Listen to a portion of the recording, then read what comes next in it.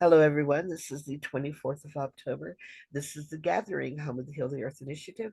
Today, we are on the Regenesis speaking card, and we have Grandmother Gail Thomas in the room, and she's going to talk about gardening by the moon. Come on in, Gail. Thank you, Shonda.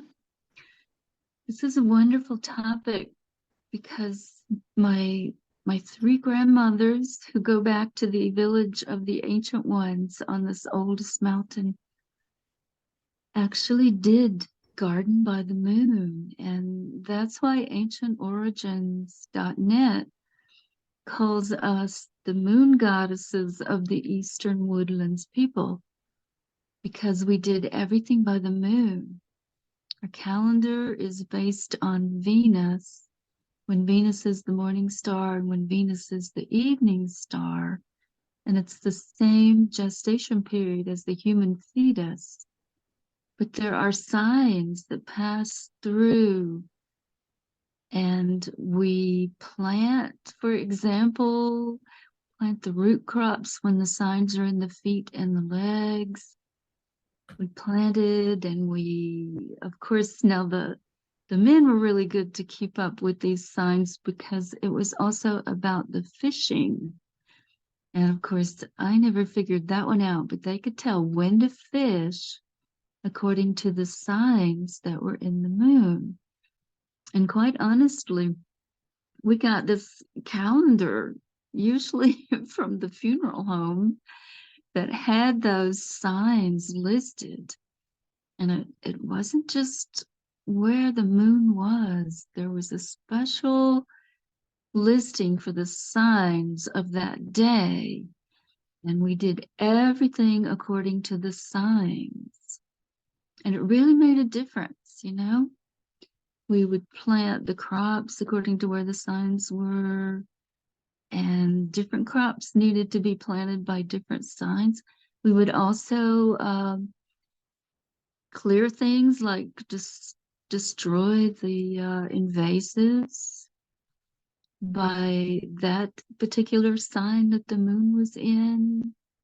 And of course, I don't remember which one it was, but like in February on the new moon, we would trim the grapevines. And in the time of the new moon, signs would be in the days, and we wouldn't trim the grapevines if the signs were in the destructive energies, because we didn't want them to be harmed. We wanted them to grow and produce more grapes. So we were really careful about things like this. And, you know, Margaret Mead said that civilization began when she saw a femur bone heal from being broken.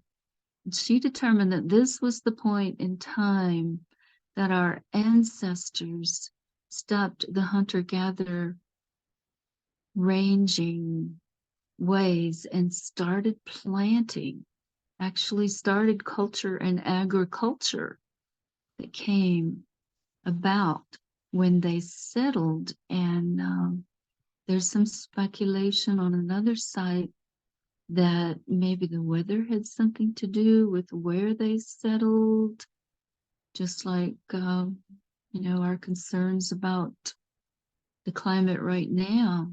It's going to make some changes in our culture and in our communities.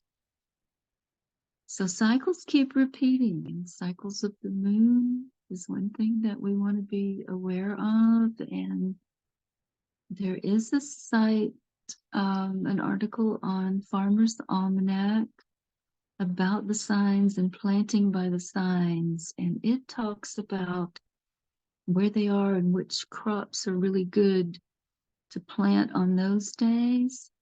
And if anybody would like to go there, I think I sent that article to Shonda, but is she gone? She's gone. But I could find it on, no, she's still here. If anybody would like to go to that article in the Farmer's Almanac and look at the information that they share about planting by the signs. I know you guys are a little more into agriculture at this point than I am because I live in the forest and the only thing I do is try to clear the invasives because I let the forest do whatever it will. And quite honestly, I simply ask for a plant to come into my land and it shows up. And I don't know where it's going to show up or when it's going to show up. So I have to really build my awareness and pay attention to listen to the plants, listen spirit to the plants, and look for the plants everywhere. And I don't know if it's the birds bringing them, or the bears bringing them, or the chipmunks, or the wind. I don't know. But all I have to do is feel the plant calling to me. And if I don't see it in the yard, I ask the plant to come into my space and just really look for it, honor it, sing for it, sing to it, pay attention in every way I know, and it appears. I spent years asking for our native tobacco, the lobelia, to come back to to give me enough that I would have enough to gather. And I gather now this time of the year just before the leaves get frost. I let them go to seed and come to full fruition and let those seeds scatter like the goldenrod is scattering right now. And those seeds represent our connection to the eternal flame. So we actually have a ceremony that we do when the goldenrod is ready to light the fire. And it's generally for the first fire on the hearth at this time of the year. And so we gather the 7 council fires and the goldenrod that is already scattered, and it leaves this little fluffy seed residue. And we kindle the fire. That's our tinder for the fire. And if we're really good, or we have a really good firekeeper available, they will light that fire with the strike-a-light technique. I don't know if any of you guys have gone back far enough to look at the original fire starting strike-a-light, but I found bundles in the spring here on this land. When we were digging into the spring, we found a stack that had a strike-a-light stone and then a whole bunch of manganese. They used manganese to make things start more quickly.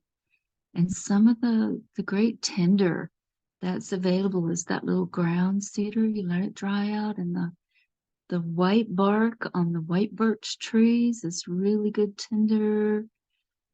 The goldenrod's really only available this time of the year. But that was our ceremony. We would gather the 7 council fires and start the fire with the goldenrod and do our ceremony in honor of the goldenrod connecting us to the eternal flame. And we would drink the goldenrod tea just as the flowers were maturing. That would include the leaves and everything. It's really good kidney medicine. If you have any, and everybody does at this point in time, everybody has a need to help their kidneys along in this world that we're living in. So a little goldenrod tea does wonders. And it used to be the primary tea that was available and consumed here in our homelands. It was called Blue Mountain Tea before they came out with Coca-Cola. Okay, we know how things have gone downhill from that. So we can return to the Blue Mountain Tea simply by gathering the goldenrod, blooms and leaves, and just letting it dry, hanging it up and letting it dry, and then just making that little kidney tonic all throughout the winter and any time that we feel like we need it. If we feel that little bit of pain on our back right below our ribs, or any kind of tension in the kidney meridians, you can drink that goldenrod tea. and remember and honor our connection to the golden, to the eternal flame. And that's, yeah, Keith, come on in here and get that link that Shonda just shared, and take us, if you will, to the signs and planting in the correct signs according to that article if you can. I'd love to see you do that. Another one of our regeneration winter tonics that I want to share with you is the pipsissewa, which is one of our strongest medicines. And when we couldn't speak our language, we called it wintergreen, because we do that winter tonic when that's the only thing that we see growing in the green on the ground. It's a beautiful little plant. It has a tiny little white bloom. It's already bloomed. It's gone to seed. And the pipsissewa, the whole plant, root, leaves, everything, is our kidney tonic. Now that's a little different from our kidney medicine. Okay, our kidney medicine is a gentle nudge and a bring us back into balance. Our tonics are a little more serious, because our tonics will do a deep dive and they will really clear things out. And you got to be kind of ready. It's kind of like a detox, you know. You want to know that you're going to do a tonic. For example, Grandmother Raven and I always did the sassafras tonic in the spring. That clears out the stagnation that comes in the kidneys in the winter, and it thins the blood.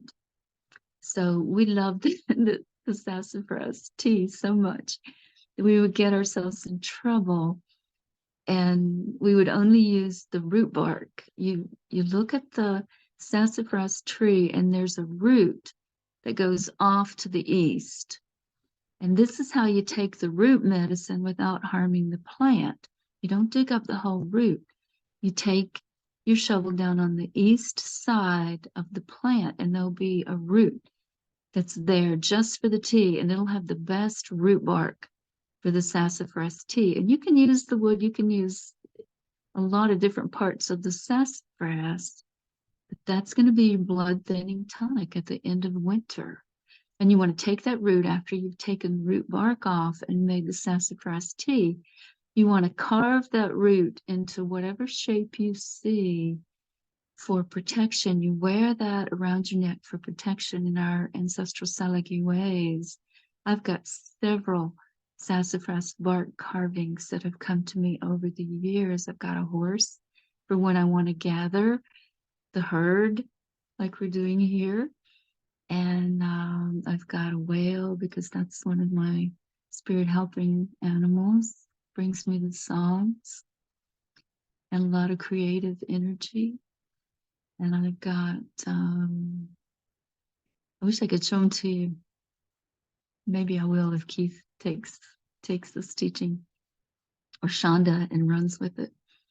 I'll bring you my sassafras carvings to show you. And then when the leaves come out, those tiny leaves are what the Kadua tribe in Louisiana, New Orleans, calls filet.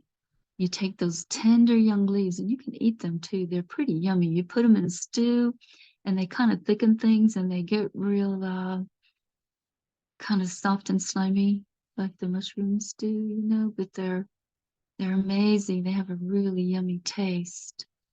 And you dry them and you roast them if you're really going to make the filet. Or in our way, we called all of these things pot herbs that we would just throw in the pot. And I go out about every morning in the winter and in the spring, and whatever I see, I'll throw into the pot of stew for that day, just whatever calls to me in the yard. And I really, really want to encourage you to do that, and to do the tonics on a regular basis for your health. It's so necessary in these times that we're in. And Keith, are you ready to share the article, the teachings with us of that article? No, I just got it up on my computer. I've had to switch it from Okay. my phone to my computer. Yeah, I'm not going to be able to get onto that today. But Okay. Sorry. Well, I'll bounce in here for a little bit. Go get your Good. carvings. I really want to see your carvings. Okay, I'll do that. Great. So this is a it's a it's a beautiful comparison because Gale is actually of the indigenous of the Eastern Woodlands, to where my upbringing was the Appalachian folk medicines. So I grew up basically from the old knowledge out of the Farmer's Almanac, which is exactly what the Farmer's Almanac did. They took all those those goddess teachings and they started writing them down, making articles out of them. And the Farmer's Almanac goes back, I think 1917, I think. And before that, there was another publication called Grit, Grit. Grit used to be, they were published on um, old pieces of brown paper, and they were sent out to all the country stores and the feed stores, and you could pick those up. And they were always planting by the moon. We did everything by the moon. All Appalachian folk medicine is done by the moon, and all of your old backwoods farmers, they do everything by the moon.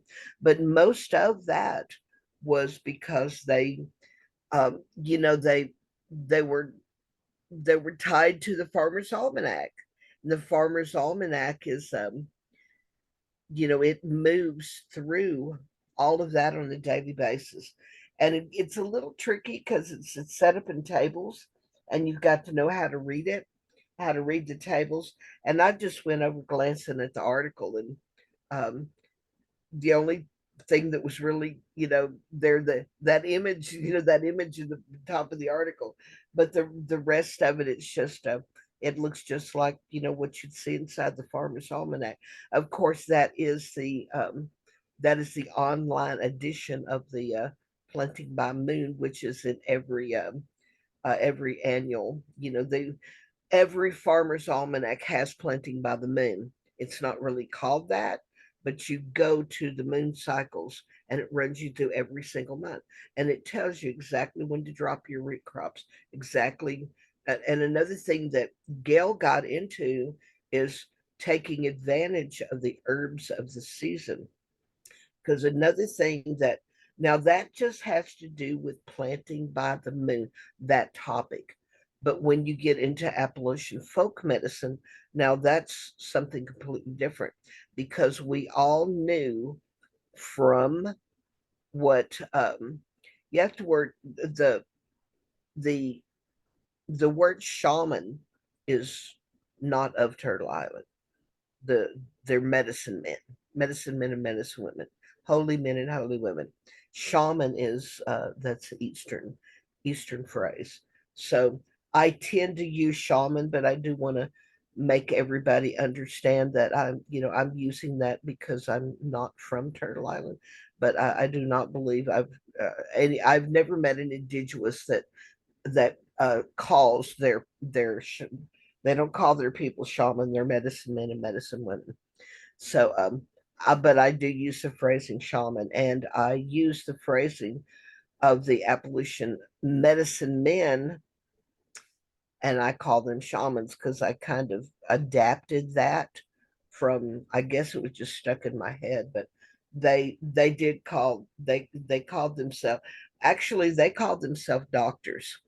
They were mountain doctors is what they called themselves.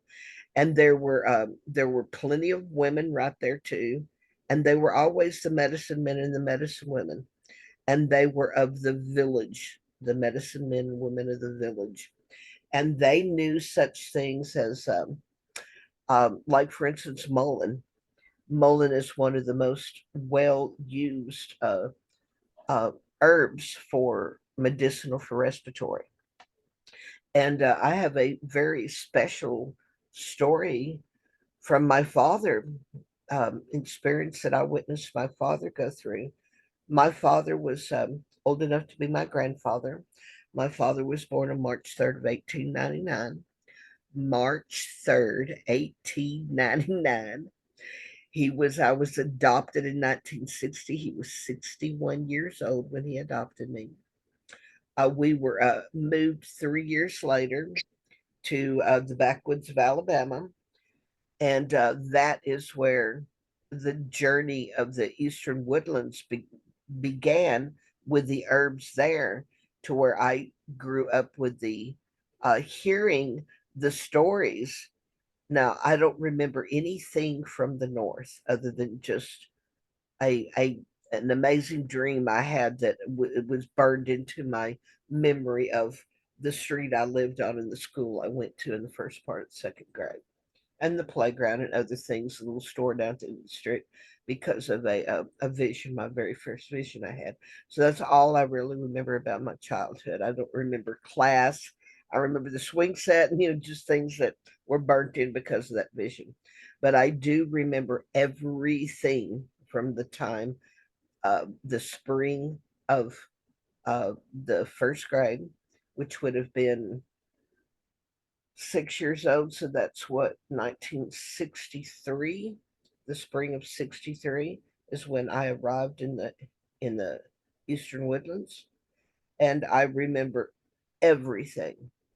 It was almost like I was born there. I remember everything. I remember the grooves in the oak tree where my tire swing was. I remember the snake in the tire string. I remember everything. I communed with the animals. I grew up. I did have a brother, but he was 10 years older, and he was pretty much gone right after we moved there, because I was 6, he was 16, so he was there at home for 2 years. He got married and moved out literally the day after high school graduation, 2 years later, after we moved there. So I would have been 7, 8 years old, and I pretty much grew up in the backwoods with all the four leggeds back there, and the file, and just everything. The water, I was very, very connected to the water. But I grew up with all of those medicinal herbs that were there in the eastern woodlands, because my father knew all of those herbs. And when he was before he got ill, he would walk me down through the woods, and he would explain what everything was. And he would explain what plantain was and how it was used. And so I grew up with all of those medicinal herbs. And then he would pick them, and I would carry them in my little picnic basket back. And so I went through all of that.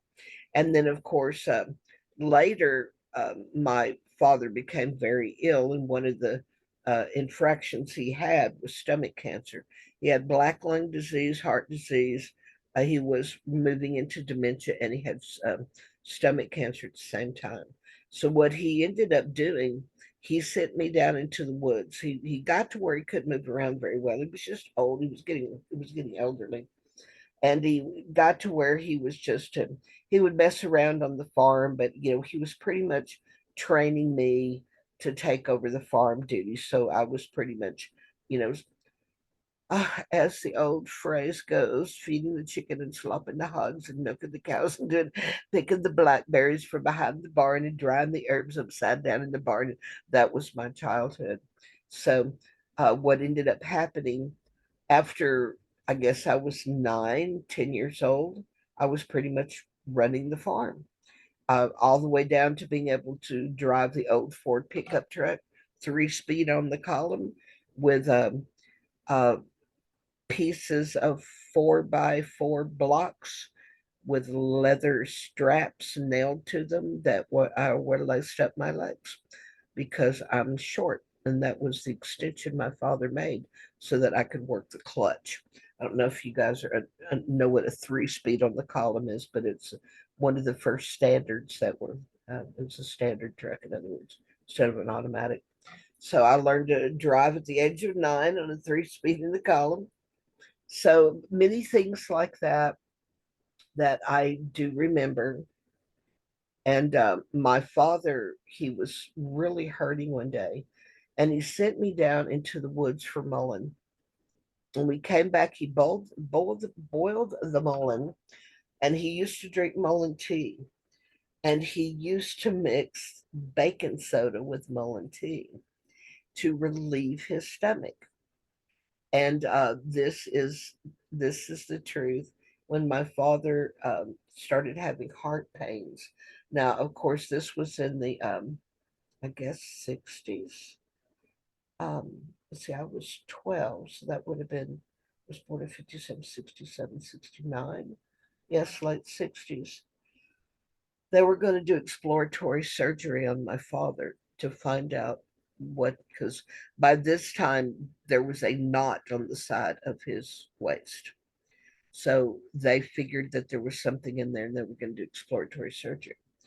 They found the pain had stopped, and they found a dried up cancer in my father's stomach the size of an orange, a small orange, like a, I guess, a tangerine. But there was inflammation around it, so that's what the swelling and the bump was. But they pulled that out. There was inflammation around it from, the organs and stuff there that were being affected basically by rubbing against the stone the size of it. It had dried up. And I remember, right before my father's open heart surgery, I remember teams coming in from the Smithsonian Institute, and I remember taking that and them doing R&D on my father's dried up cancer, and they tried to get out of him forever what home remedy he had been taking, and he never would tell them. And he kept telling my mama, as soon as I get well, we're gonna get rich. I know how to get rich now. And that was one of my father's, but of course that turned into open source. But somewhere on my computer I have the disclaimer that I must read before I tell that story, because it's actually claiming medical advice of how to cure cancer.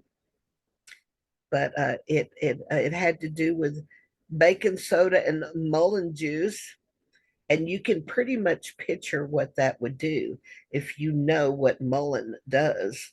And then if you know what baking soda produces as far as an alkaline state within the body, you can pretty much figure out how that works really fast. And of course, another thing that mullein was one of his favorite plants for uh, bronchitis. I remember as a child him rolling up big, and they rolled them in tobacco leaves. They would use tobacco leaves, roll the mullein out, and we would smoke it. And it would knock pneumonia out faster than anything. And then there was just several other things, but I'll end it there and give the floor back. Yes, because planting by the moon, I still to this day, I move through all of those cycles, and I follow the Farmer's Almanac very closely. So, Gail, did you have? We were going to do a show and tell. Do you have stuff you were going to show us? Where did Gail go? Oh, she probably took off. No, there's. I see her picture. Yeah. Are, are you Give me going to? just a minute. I'm going to show Oh, you okay, a great, great. picture that's downloading. And that reminds me, while you're pulling that up, there's a lot of things that are circling back around that I know it's time. It may not be time right this moment. I think they're still organizing and things that need to synchronize and fall into place. But I know one of the things that I started working on, um, I'm actually working on a Appalachian folk medicine cookbook. And I called it a cookbook. It has nothing to do with cooking. It's the way they called them cookbooks, and you would like, and it was crazy because these are backwood hills people, right? But you would open it up, and I'll give you an example, and it's kind of funny, but this is literally what an Appalachian folk medicine cookbook. One of the recipes for sore boobs, do this. For sore boobs, do this. Right. So that, because these are, and I don't, if you guys don't know what Appalachian folk medicine is, it's the back hills of Kentucky and the back hills of, um, all down through the mountains all the way down. Now, of course, my parents grew up in all that, and the when I was young, I was literally a coal miner's daughter, you know. But then they moved to the backwoods of Alabama and they carried all that knowledge with them and found all these additional medicinal herbs in the eastern woodlands. And I think where does the Gail, where does the actual eastern band of Cherokee, where does that range? It's from Kentucky down through Alabama, right? It's, yeah, it's actually all around. And then there's all the people that, well, the woodlands, the eastern woodlands is the whole East Coast red race. We're the only true red race. Right, right. So, there's a lot of intermixing with the original ancient ones, as they're But often as far called. as let me clarify, as far as the phrasing, the eastern band of Cherokee, where do they range? Kentucky to Alabama? Well, technically, EBCI, Eastern Band Cherokee Indians, is the reservation called the Qualla Boundary. That's only the people who are on the rolls of the Qualla Boundary. And that does not include, the people who left the Trail of Tears, or the people who hid in the mountains, or, people who have no hierarchy. So you got the Right. Eastern Band. The Eastern Band, is about the reservation. And then you've got the Caddo Band, which is Texas and Louisiana, and then you've got the Oklahoma Cherokee Nation. Yeah. I'm So quite familiar with technically, quite familiar that with them. Yeah, it's just mm, the Eastern band itself that I was wondering about, mainly because of we've been exploring that, being born an hour south of the Serpent Mound, and then moved directly to the eastern woodlands of Alabama. So I've yeah, and always Shonda, knowing that medicine and knowing the herbs does indicate. I mean, the people who came in the early 1700s had to mix with either the ancient ones or the Cherokee Salagi, or somebody who was already here, in order to learn those plants and learn how to survive.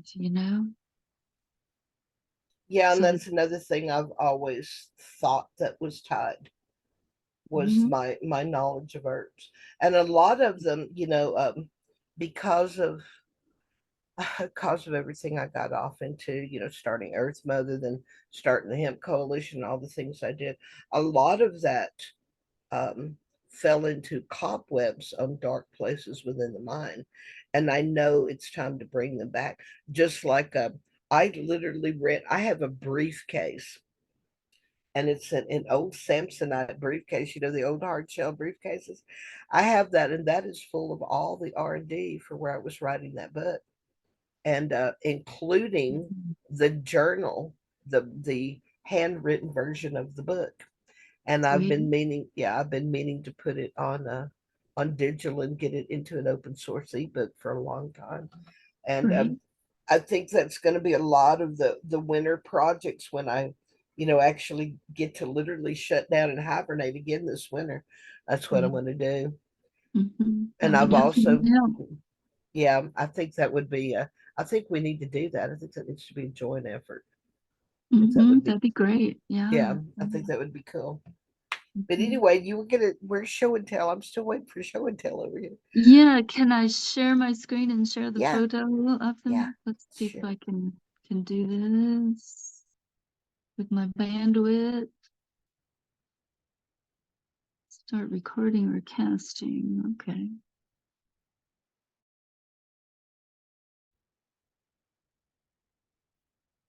Can you see that?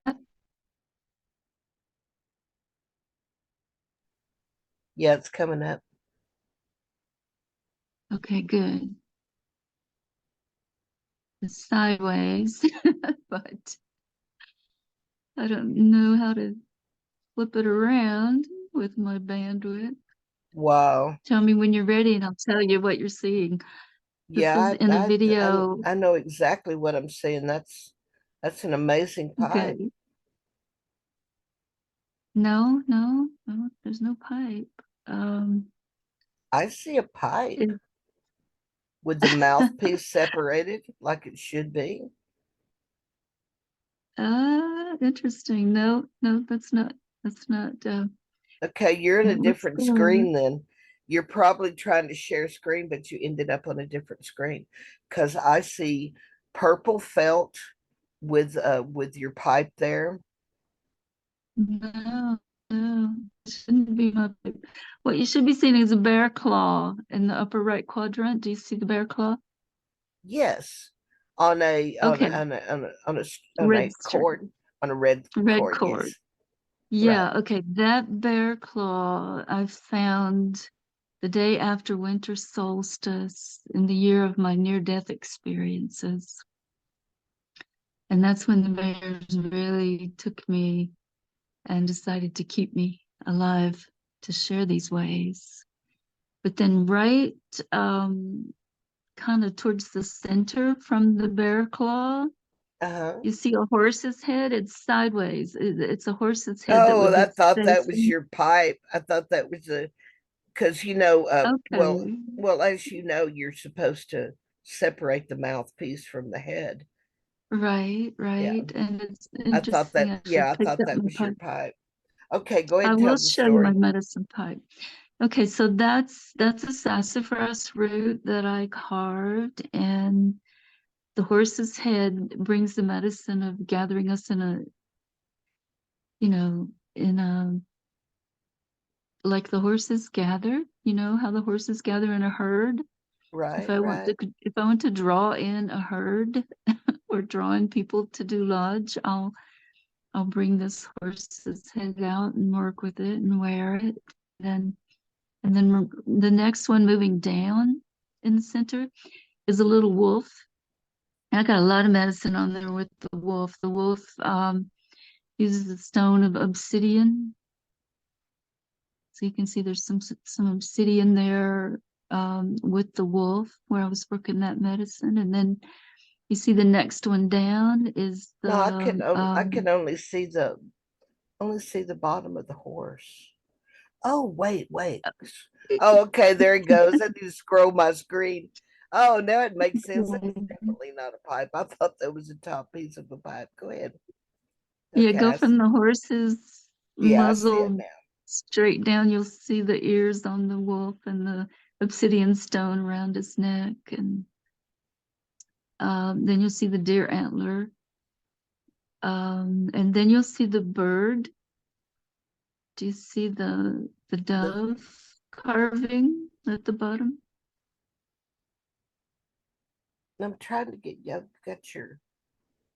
Go There down comes towards the bottom of the circle. there comes Francine.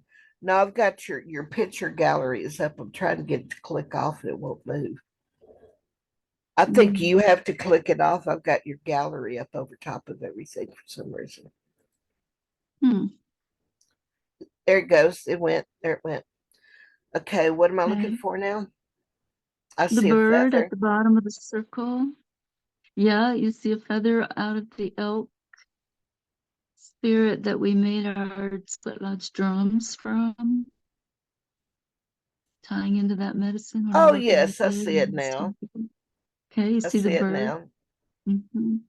And see how they're just real simple carvings. When you see something in the root of the sassafras, after you take the bark for the sassafras tea, that's the strongest and the best medicine from the sassafras. And And you're then on the pulling right, from you the see and you pulled those from the eastern root of the sassafras.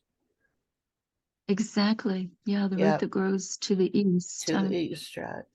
God, look at all Right. the stuff at the top. I just scrolled up. Yeah, those are my stone medicine necklaces. This is for a song on the one of the dream songs is about ceremony circles. So I put these images in that video for that song if you want to see the whole thing. Yep, that's pretty. Yeah, I am a big fan of stone medicine myself. Mm-hmm. I've never really Okay. been other than the stone of destiny. I don't remember any paths with those particular elders at all. And I'm only tied to one tree elder, and that's the oak.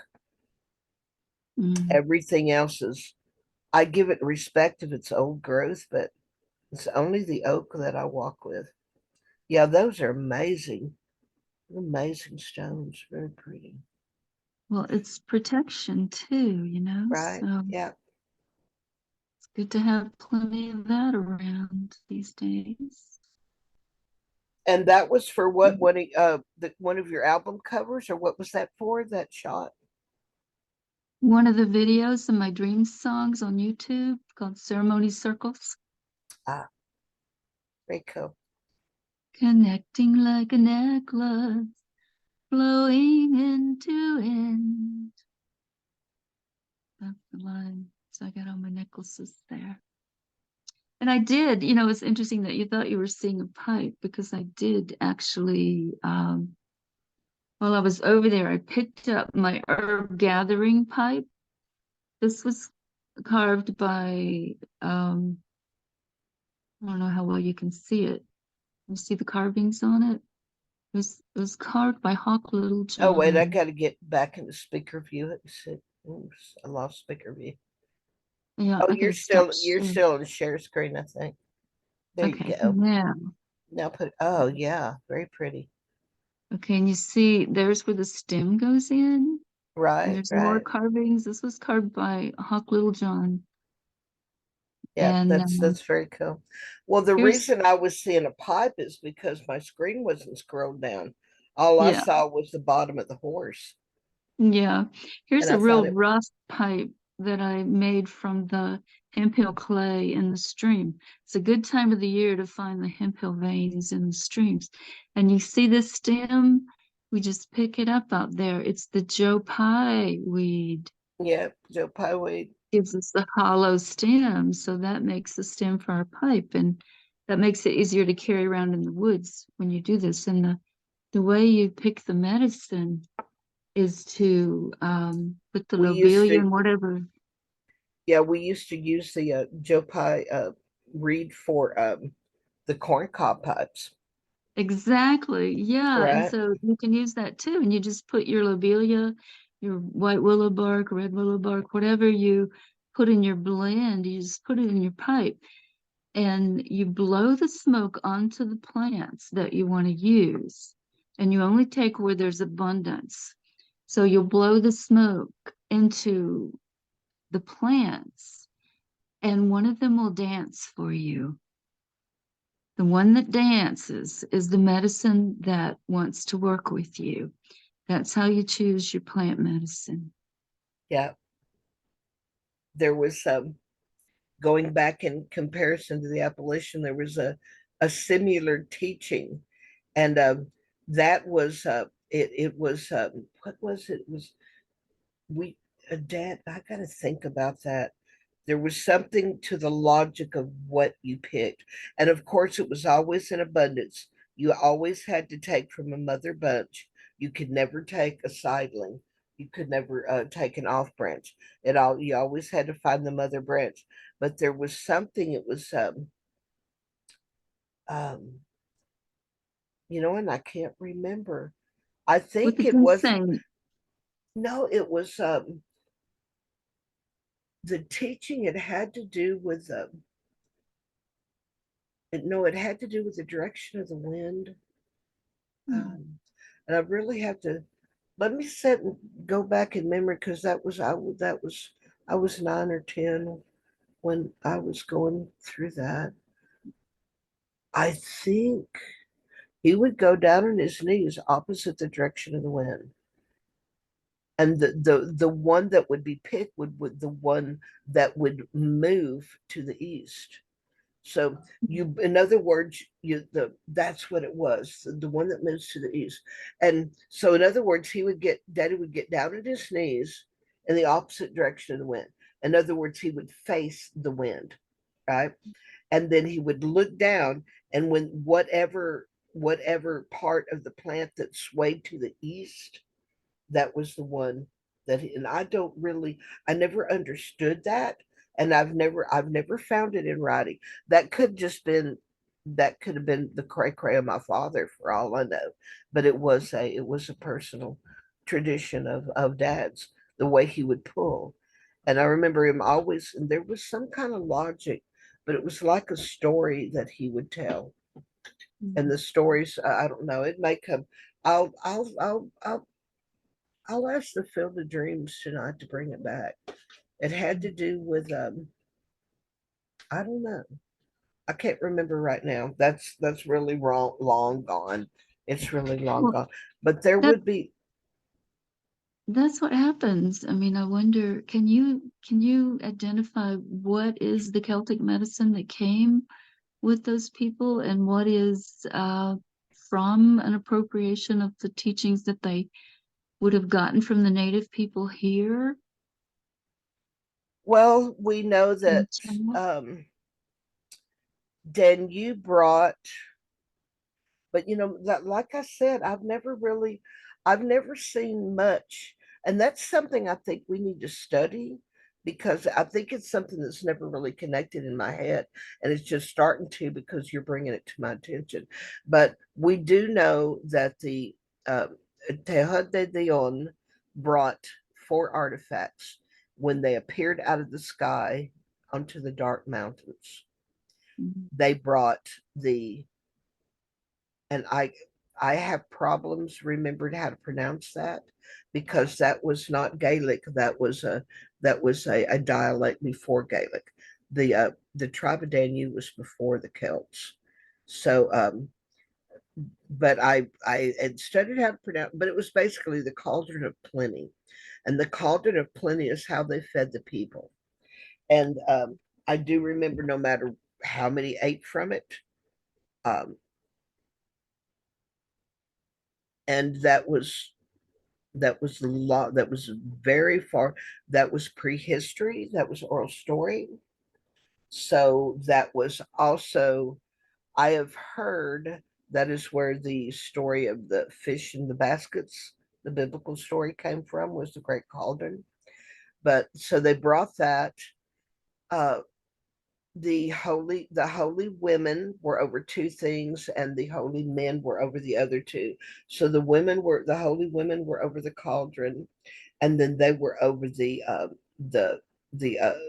luxois, which was, it was a sacred knife. The sacred knife was ceremonial, and then the men carried the sword of light and the stone of destiny. The sword of light um, was taken when the Milstons conquered in the third battle, and the Celts conquered the Milstons and got the sword. Then the sword was taken by the Druids to Camelot, and the sword became what we know as Excalibur. Mhm, And the mhm, stone of destiny still exists. And the mhm, men carried sacred dust. When they came down from the clouds, it was dust. And the dust consisted of all the elements which is in the stone of destiny.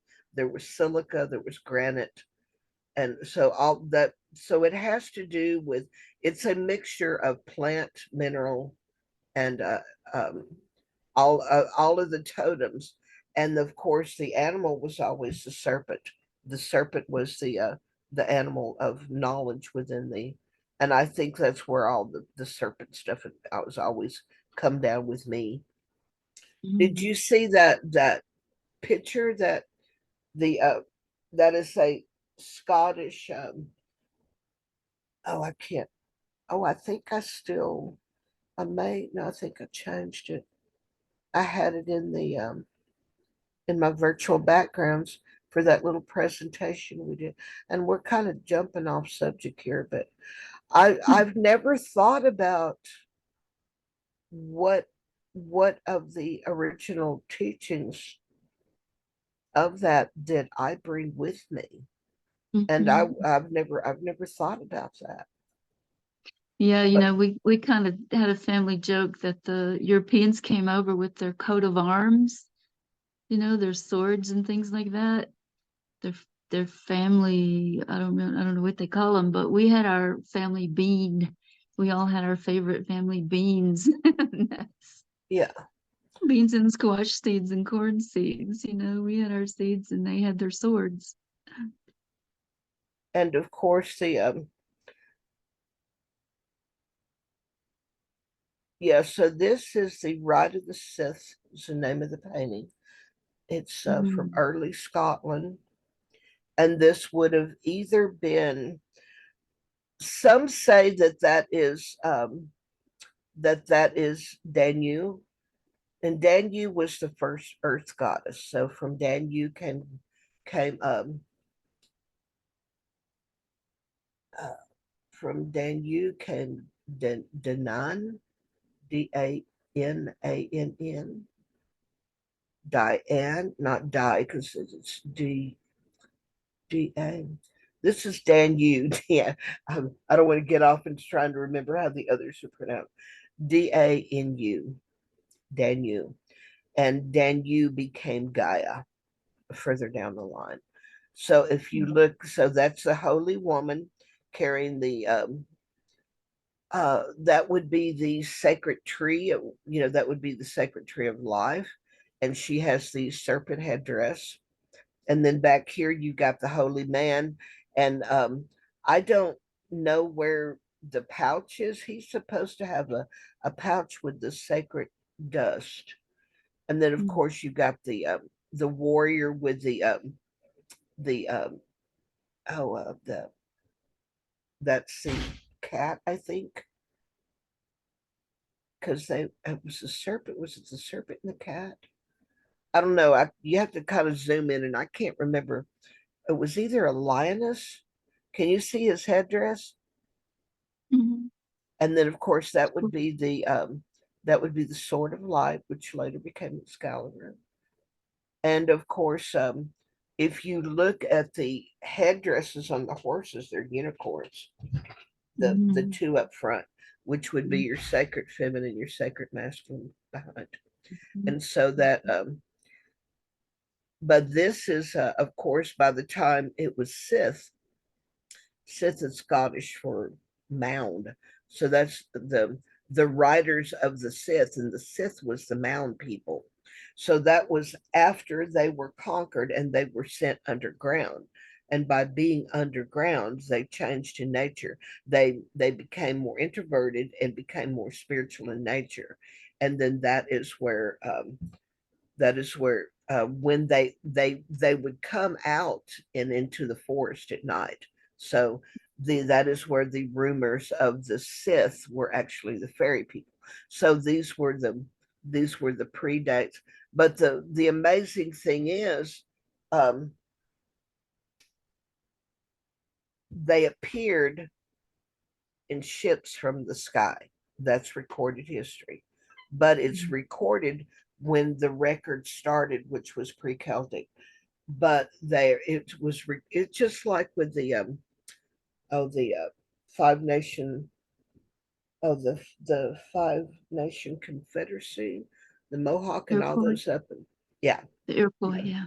because all that was recorded up until the Six Nation came on. And that oh that one tribal elder, his name was Thomas, actually.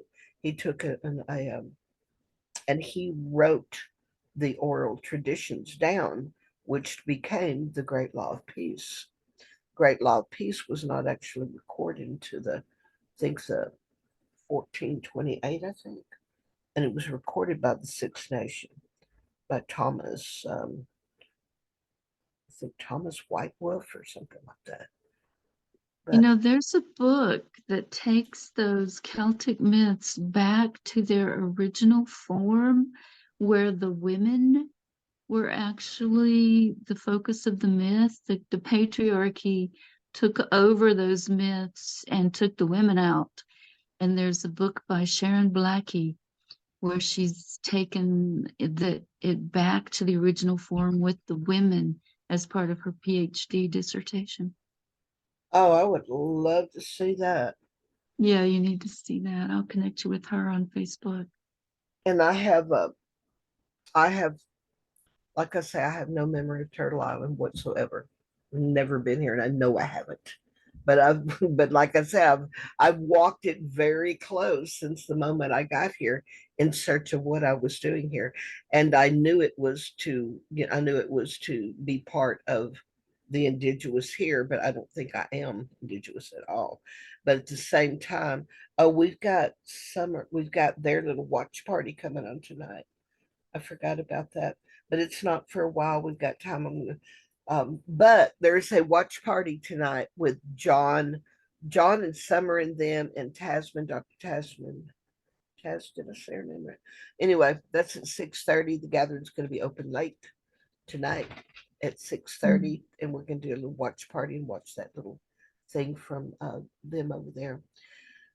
But I don't really know.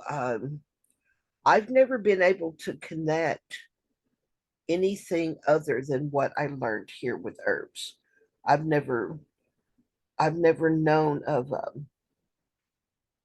I I I I knew I came through the Serpent Mound, ended up in an orphanage an hour to the south. I knew that happened.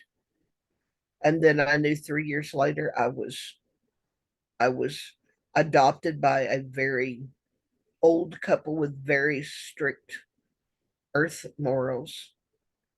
And then I was moved to the backwoods of nowhere to live amongst the four legged. So I was raised by the wolves. I Mm. was raised by the wolves. No, I was actually um I had many. I don't really I did never the only one I really remember that I had a serious relationship with was that damn bobcat because he kept me on my toes. He ran that bobcat taught me to climb trees and really fast and very efficient, you know. And and the thing is that I never. Here's the sad thing: a lot of it could have very well been my imagination, because I always heard the men talking about the bobcat killing this, that, and the other, and that's why I was never allowed to go down the woods, and that's why I disobeyed because I wanted to meet the bobcat. But I never saw the bobcat until they brought it back dead. That was when I met the bobcat. They finally, it kept killing, and the men got together and went down in the woods, and they found her dead, Mm. and so that was very traumatic for me. I remember that, Yeah. and I remember my dog Fluffy. I had a sheepdog named Fluffy, and it was a real sheepdog. I used to herd sheep, but I remember Fluffy was attacked. Fluffy took off chasing it out of chicken coops or something. I don't know. And Mm. I remember Fluffy died from the Mm. wounds of the bobcat. Well, actually, my dad put him down because he was suffering really bad. I grew up in the harsh backwoods, where they put animals down with a double barrel shotgun. Yeah. So Mm. anyway, well, this has been interesting. We totally got off gardening with the moon, didn't we? Not totally, not so much, but Well, it's it's it's been it's been fun. really cool conversation, but we are at Mhm. the top of the hour. So as soon as I find my there we go. So as tradition in the gathering, when we close our recordings, we say thank you to the energy in the room. Thank you, Gail. Thank you, Thank Moon. you Thank you, Thank you, gardening. all. Gail. Thank you, Thank abolition you. Mm-hmm. Thank medicines. you We're all. we're going there more. We are.